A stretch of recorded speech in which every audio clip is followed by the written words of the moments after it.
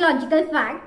Once you hear them and follow them, you will not be the same person anymore. So are you interested? If yes, then please watch this video till the end. Mirror body language. Mirror body language एक बहुत अच्छी trick है जिसके basis पे आप बहुत अच्छी friendships अपनी आगे बढ़ा सकते हैं. तो क्या है आखिर ये मिरर बॉडी लैंग्वेज? कहने का मतलब आपके जो भी फ्रेंड्स हैं, आप उन जिनसे बातें कर रहे हैं, आप उनके थोड़े एक्शंस कॉपी करने की कोशिश कीजिए so that they have that trust वाला फैक्टर विद इन यू और आपकी बॉन्डिंग और अच्छी चले जाएगी.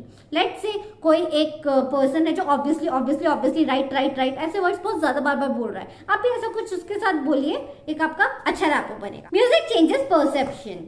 तो म्यूजिक एक बहुत इंपॉर्टेंट एंड इंटीग्रल पार्ट होता है किसी की भी लाइफ का, राइट? हाँ, किस टाइप का म्यूजिक लाइक करते हो, किस टाइप का म्यूजिक आप सुनते हो, वो आपके बॉडी पे बहुत अलग इफेक्ट करता है.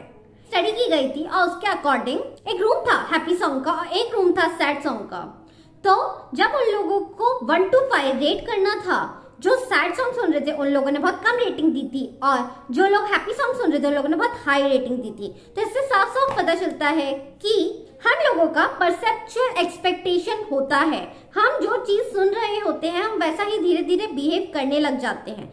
तो आपका जो भी म्यूजिक टेस्ट है वो आपके बारे में बहुत ज्यादा डिफाइन करता है. Next, Dunning-cargoes effect. ये क्या है आखिर डनिंग-कार्गोज इफेक्ट? 1999 में एक स्टडी कंडक्ट की गई थी जिसमें बताया गया था कि एक एवरेज पर्सन ऐसे बिहेव करता है एज इफ ही और she knows everything in this world, और जो एक इंटेलिजेंट पर्सन होता है वो ऐसे बिहेव करता है कि there is a scope of learning everywhere.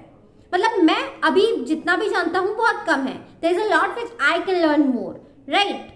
तो आपने भी नोटिस किया होगा, आप जब स्कूल जाते हो एक आपका जो फ्रेंड होगा जो बोलेगा अरे यार मैंने तो कुछ ज्यादा पढ़ा ही नहीं, अब पता नहीं, देखते हैं एग्जाम कैसा चल, लेकिन उसी के ही सबसे अच्छे मार्क्स आते हैं. ये इसी थियोरी के ऊपर बेस्ड है कि there is always a scope of improvement. Singing reduces anxiety.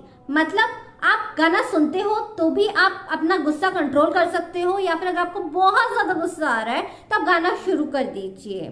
ये एक अच्छे हार्मोन्स रिलीज करता है जिसके वजह से आप बहुत ज्यादा खुश भी हो जाते हैं उसके बाद. Next, power of silence. मतलब ऐसा आपके साथ बहुत बार हुआ होगा, आप अपने फ्रेंड से मिलने गए रेस्टोरेंट में, आप लोग बातें कर रहे हैं और अचानक से साइलेंस आ गया, आप दोनों ही कुछ नहीं बोल रहे हो, और वो वाला जो पीरियड होता है साइलेंस पीरियड, वो बहुत बुरा लगता है. तो ऐसा साइलेंस पीरियड ना आए उसके लिए आप क्या कर सकते हो, आप जब भी बातें कर रहे हो उस टाइम पे बहुत अच्छा आई कांटेक्ट रखिए अपने दूसरे पर्सन के साथ, कि जब वो साइलेंस वाला पीरियड आएगा ना वो दूसरा पर्सन ही आपसे बात करना शुरू कर देगा. So this is the next other tip. Next, fifth, playing dumb.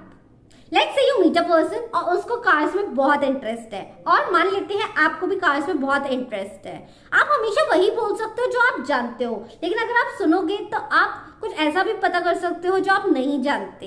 तो इसी को ही हम कहते हैं प्लेइंग डम्ब टेक्निक, कि आप लोगों की थोड़ी ज्यादा सुनो, अपना थोड़ा कम बोलो, सो that you can also gain knowledge. The snake man.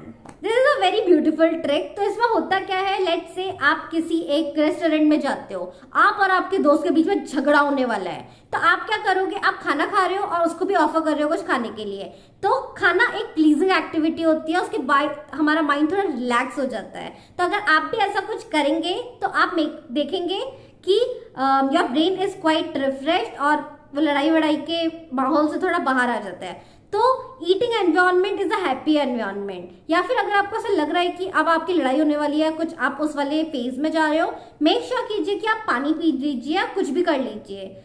ऐसा करने से आपके माइंड को थोड़ी शांति मिलती है, वो थोड़ा सोच पाता है एंड देन चीजें काफी बेहतर होंगी. Next, forming a habit. मतलब ये माना जाता है कि कोई भी हैबिट हम लोग 21 डेज के अंदर बना सकते हैं, but according to the very recent research and the studies it shows कि 21 डेज करने के बाद 22nd डे पे लोग बहुत डिसअपॉइंट हो जाते हैं कि मेरी हैबिट फॉर्म नहीं हुई है. उसका रीजन ये बताया गया कि कोई भी हैबिट को बनाने के लिए 66 डेज मिनिमम लगते हैं.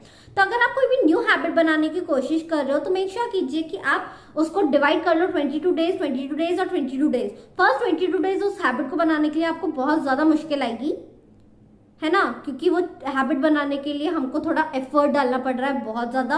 उसके नेक्स्ट 20 डेज तो और भी ज्यादा, क्योंकि हमको उस वाले टाइम टेबल पे वर्क करना पड़ रहा है. We have to follow up the same. The next 22 will be the moderate ones. आप देखोगे कि आपकी हैबिट धीरे धीरे फॉर्म हो रही है, राइट? तो अगर आप ऐसा कुछ करोगे और अपने माइंड को थोड़ा ट्रेन करके हैबिट के लिए, you will surely nail it. Next, call people by their name.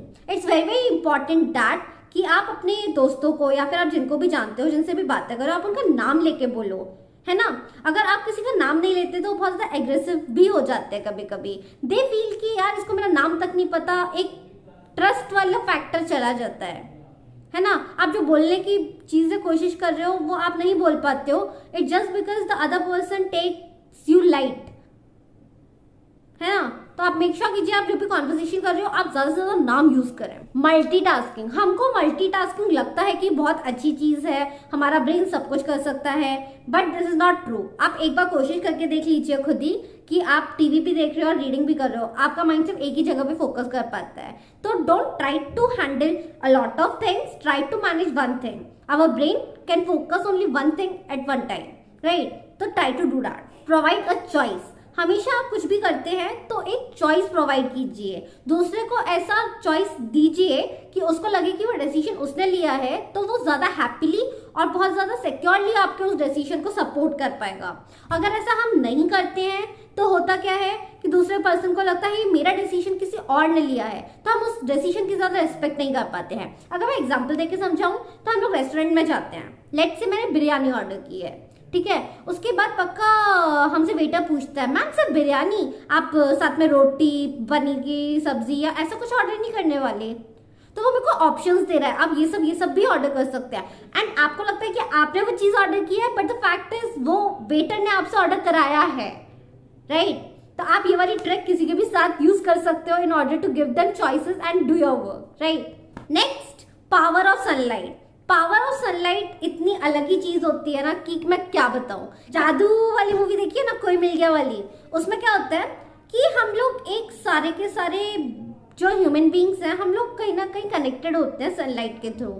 जहां पर भी आप लोग सनलाइट अपनी बॉडी के अंदर ज्यादा लेते हैं, इनटेक करते हैं, आप उतने ही ज्यादा हैप्पी होते चले जाते हैं. जहां पे भी सनलाइट की कमी होती है वो वाले देश बहुत डिप्रेसिंग देशों में भी आते हैं. तो हमारा कहीं ना कहीं बहुत ज्यादा रोल सनलाइट से भी है. तो आप हमेशा कीजिए कि आप first 10 minutes of the day आप सनलाइट ले अच्छी खासी अपनी बॉडी के लिए, so that you feel more relax, more happy होगा. I hope this video finds you in a good spirit. आपको अच्छी लगी हो तो कमेंट डाउन कीजिए, लाइक कीजिए, सब्सक्राइब करना तो बिल्कुल मत भूलिएगा. I will see you all in the next video. See you, happy weekend, bye bye.